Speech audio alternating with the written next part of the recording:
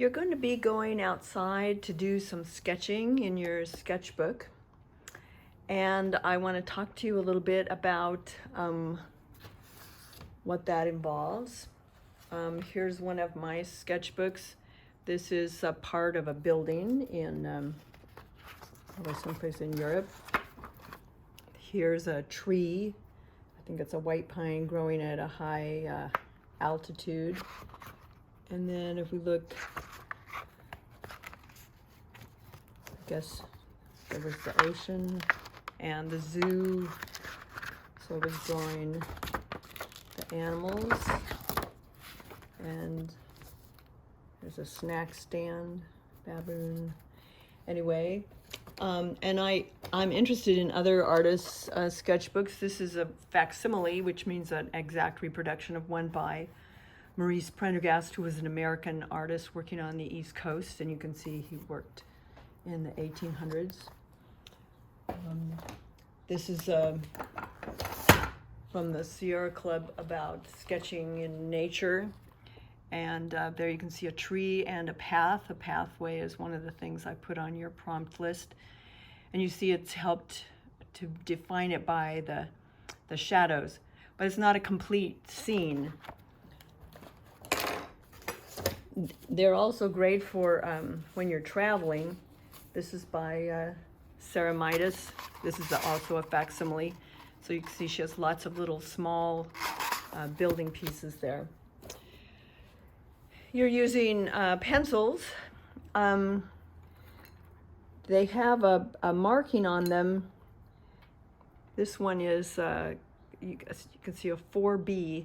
The B's are all soft pencils. And the kind that we just use to write with is about a 2B, and that's a good one for drawing. You can get some darkness with it, but you don't get a lot of smearing. With a 4 and a 6B, you get a lot of smearing. Then the harder ones are H's, and they make a lighter, thinner line.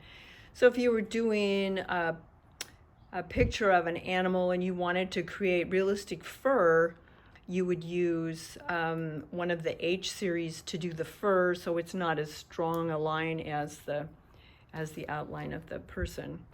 I like to use the Magic Rub eraser. This is a kneaded eraser that's sort of like silly putty, and you can blot with this one.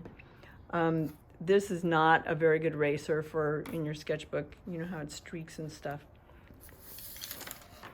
So the thing that we're always talking about as artists when you go out to sketch is to draw what you see, not what you know.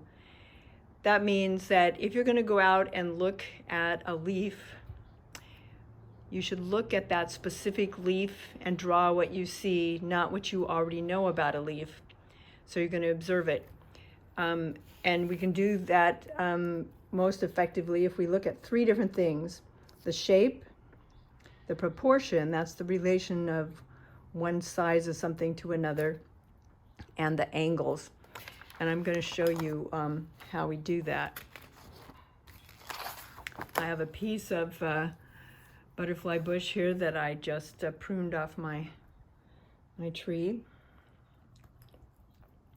I can see with my pencil, if I hold it up like this, I get the angle of the stem. I think I should draw it this way.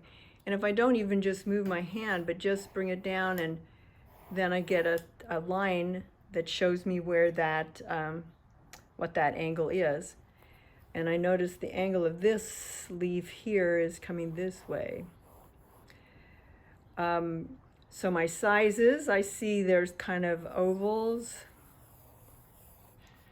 And you notice I'm working lightly first. And then I can check my proportion. So I can use my pencil again. I can see how wide is it compared to how long it is.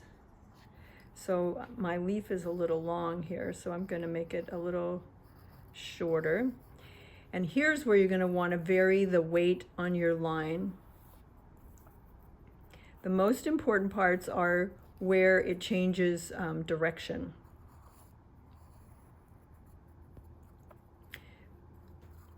because your eye slows down when it sees something changing direction. And I see that the stick comes out. This is this plant has some kind of a pest bothering it, so I have lots of chewed leaves on this. These two aren't chewed, but you can see that these are.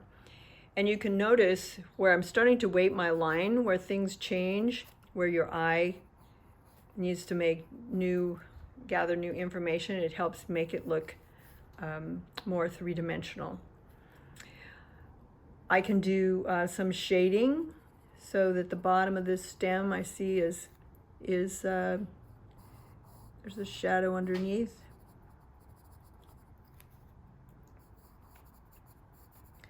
Just make the bottom line of this a little darker. And this whole leaf is darker.